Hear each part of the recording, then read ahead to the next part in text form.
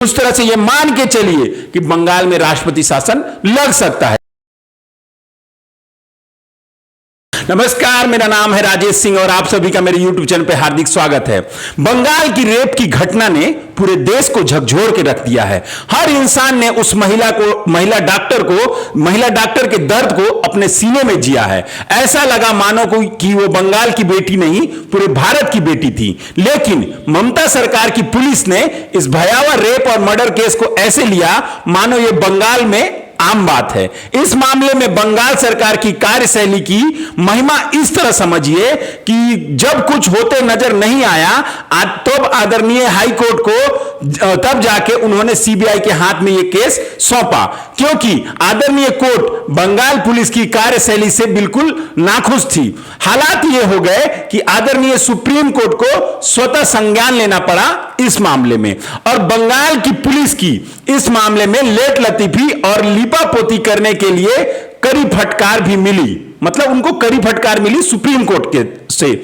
सवाल यह नहीं है कि यह बंगाल की घटना है, आज ये घटनाएं आम हो गई हैं पूरे भारत में। और सबसे मजेदार बात, जिन राजनेताओं पर एक्शन और कड़े कानून बनाने की जिम्मेवारी है वो तेरा रेप मेरा रेप खेलने में नजर आते हैं।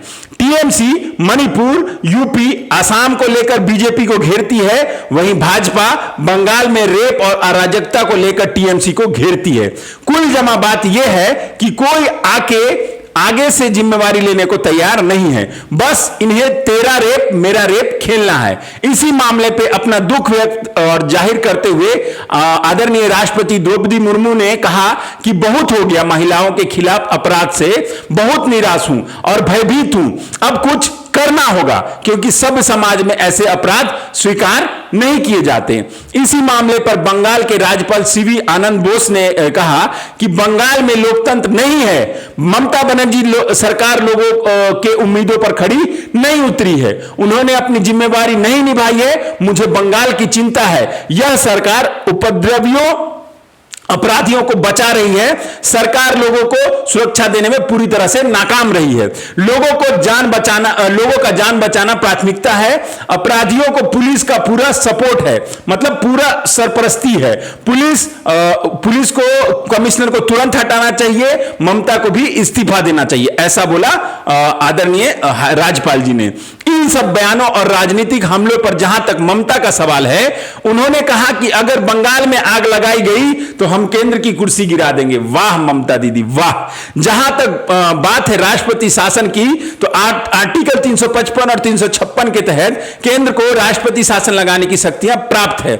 आर्टिकल 355 राज्य को बाहरी आक्रमण और अशांति से बचाने के लिए है, वहीं आर्टिकल 356 में यह व्यवस्था की गई है कि राज्य सरकार शासन को अगर सुचारू रूप से चलाने में असफल रहता है तो उस राज्य में राष्ट्रपति शासन लगाया जा सकता है।